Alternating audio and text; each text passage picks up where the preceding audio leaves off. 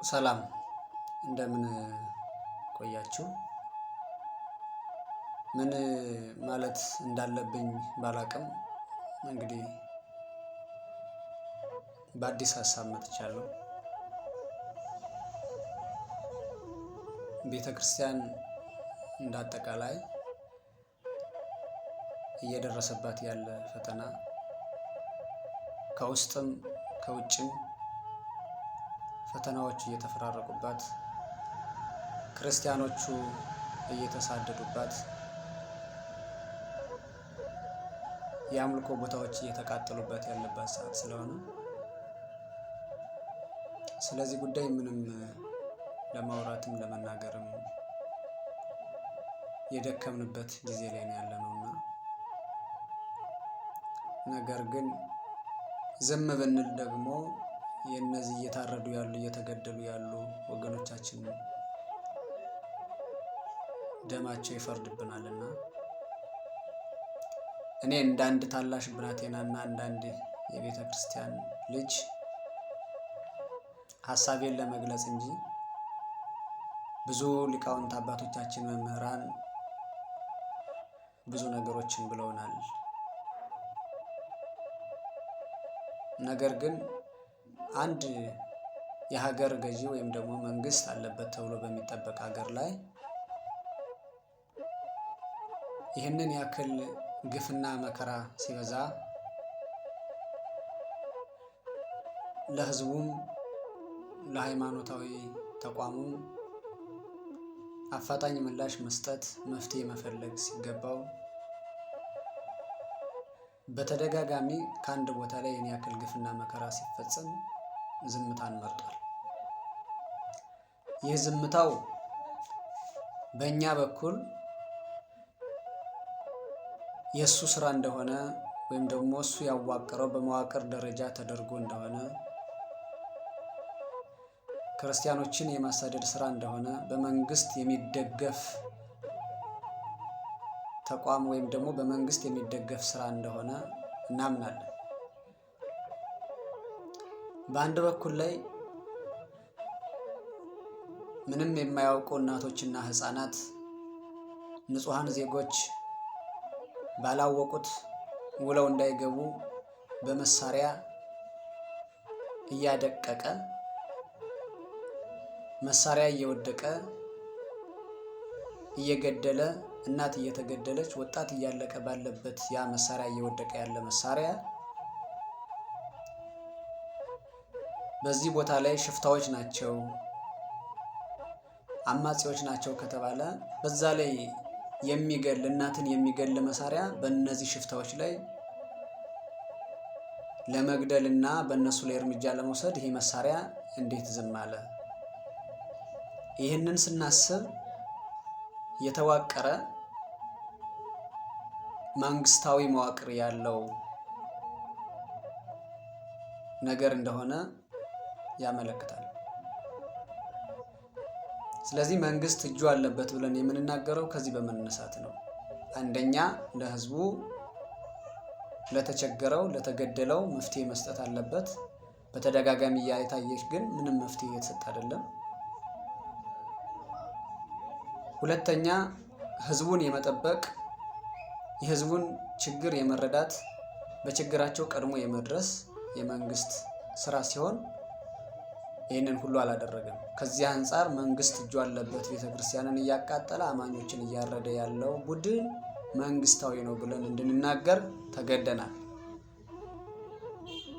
ሁለተኛ አባቶቻችን ላይ የሃይማኖት ተቋም የሚመሩ አባቶቻችን ላይ ደግሞ በእነሱ ላይ ልንፈርድ አይገባም። ምክንያቱም አብዛኞቻቸው የተሾሙበትን ዓላማ ስለምናውቅ ከምን አንጻር እንደተሾሙ በኮታ የተሾሙ ናቸው እንጂ የበጎችን ሁኔታ አሳስቧቸው በጎችን ለመጠበቅ የተሾሙ አይደሉም።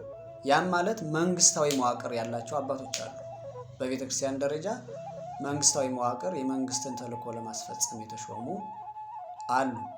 መንግስታዊ ጳጳሳት ይኖራሉ ብለን እናምናለን። ከዚህ አንጻር በጣም በሚገርም ሁኔታ በጎች ለእረኛቸው እየታረዱ ነው። የተገላቢጦች ማለት ነው። መታረድ የነበረበት ስለ በጎቹ እረኛው ነበረ። ነገር ግን አሁን እየሆነ ያለው በጎቹ ስለ እረኛቸው ታረዱ። እረኛው ቁጭ ብሏል፣ በተደላደለ ወንበር ላይ ቁጭ ብሏል። በጎቹ ደግሞ ምንም በማያውቁት እየተፈናቀሉ እየታረዱ ቤተክርስቲያናቸው እየተቃጠለ እየተሳደዱ በጫካ ውስጥ አሉ። እረኛው ለበጎቹ መሞት ሲገባው በጎቹ ለእረኛው ሞቱ ማለት ነው። ስለዚህ ከባድ ነው። እዚህ ጋር አባቶችን አትሳደቡ፣ አትተቹ የሚሉ ብዙ ሀሳቦች ሊኖሩ ይችላሉ። አባቶችን አልተቸናቸውም፣ ቡራኪያቸው ይደርሰን እያልን እንጸልያለን። ነገር ግን አካሄዳቸው ልክ እስካልሆነ ድረስ ደግሞ ልክ ያልሆነውን ደግሞ እንናገራለን። ይህ ትችት፣ ይህ መንቀፍ፣ ይህ መሳደብ ሳይሆን መልአክ አይደሉምና ይሳሳታሉ። አቅጣጫውን እንዲይዙ ወይም ደግሞ ችግራችንን እንዲደርሱልን እንነግራቸዋለን፣ እንለምናቸዋለን። ወደ መፍትሄው ምን መሆን አለበት ቢላሉ ብዙዎች አባቶቻችን በሚዲያው ላይ እንደራጅ፣ ወደ ራሳችን እንመለስ ይላሉ። ይህንን ወደ መፍትሄው ሀሳብ ከመሄዴ በፊት ግን እኔ በግሌ የምናገረው ነገር ምንድን ነው? መንግስት ይችንን ሀሳብ ለማስቀየስ አዲስ አጀንዳ እንደሚፈጥር እርግጠኛ ነኝ። አሁን ይችንን ነገር ለማረሳሳት አዲስ ሀሳብ እንደሚፈጥር እርግጠኛ ነኝ። ስለዚህ እኛ መሆን ያለብን ምንድን ነው? ቋሚዎች ሁነን ጊዜያዊ ወቅታዊ የምንጮህ ወይም ደግሞ በወቅታዊ ብቻ የምንጮህ ሳይሆን ቋሚ የሆነ መፍትሄ እስካላገኘን ድረስ እስከ መጨረሻው እስከ ጥግ ድረስ መሟገት አለብን፣ መቋቋም አለብን፣ መደራጀት አለብን። ስለዚህ እኔ እንደ መፍትሄ መደራጀቱ እንዳለ ሆኖ ሁሉም በየመዋቅሩ መደራጀቱ እንዳለ ሆኖ ከዛ በዘለለ ግን ከሚያገለግሉ ካህናት ጀምሮ እስከታች ድረስ ያሉ ራሱን የቻለ ሃይማኖታዊ ወታደር፣ መሳሪያ የታጠቀ ወታደር መሾም አለበት። ወይም ደግሞ ሁሉም ካህናት ወታደራዊ ስልጠና መውሰድ አለባቸው። ለምን? ራሳቸውን መከላከል፣ ቤተክርስቲያንን መጠበቅ ስላለባቸው። ወቅቱን ከዘመኑ ጋር መራመድ ስላለብን በአንድ እጁ መስቀል በአንድ እጁ መሳሪያ ይዞ መቀደስ የሚችልበት ሁኔታ ሊፈጠር ይችላል ወደፊት። ይህ ደግሞ በበኩሉ ራሱን የቻለ አባቶቻችን እንደሚነግሩንና እንደሚያስተምሩን ራሱን የቻለ ቀኖናዊ ስርዓት ያለው ካህን ወታደር አይሆንም። ወታደር ከሆነ ከክህነቱ ይሻር የሚል የሥርዓት መጽሐፍ አለን፣ እናውቃለን።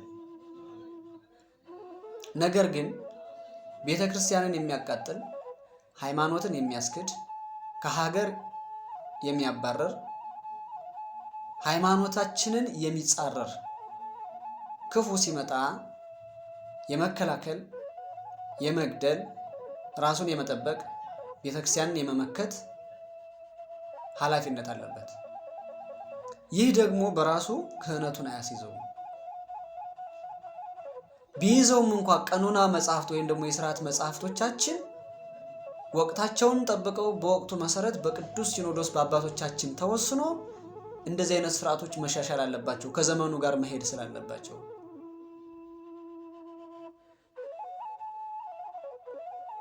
ስለዚህ ምን ማለት እንዳለብን ባናቅም ወጥ የሆነ መፍትሄ እስኪሰጠን ድረስ የኢትዮጵያ ኦርቶዶክስ ተዋሕዶ ቤተክርስቲያን ምዕመናን በሙሉ ራሳችንን ጠይቀን ወደ ራሳችን ተመልሰን ራሳችን ለማዳን ጥረት ማድረግ አለብን። መናገር የምችል ሁኜ ሳይሆን ዝም ብል ለነዚህ ሰዎች ምንም ቦታ አለመኖራችን ወይም ደግሞ ከጎናቸው አለመሆናችን ሊያሳይ ይችላል ብለን ስለምናምን እንጂ ከኛ የበለጠ በደንብ አፍታተው የሚናገሩ ወገኖቻችን ስላሉ እነሱን ልንከተል ይገባናል። ምን መናገር እንዳለብኝ አላቅም። የሞቱ ወገኖቻችንን እግዚአብሔር ይቀበልልን።